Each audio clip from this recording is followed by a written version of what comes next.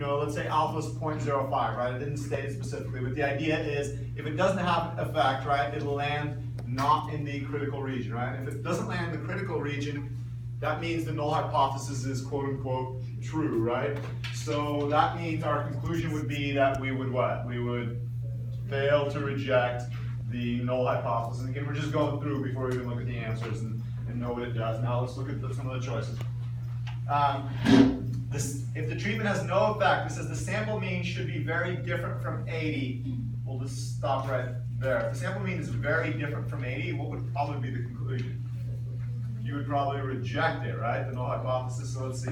The sample mean should be very different from 80 and should lead you to reject the null hypothesis. Well, that wouldn't be true, right? We just said if the treatment has no effect, it should be close and you should fail to reject, right? So let's see.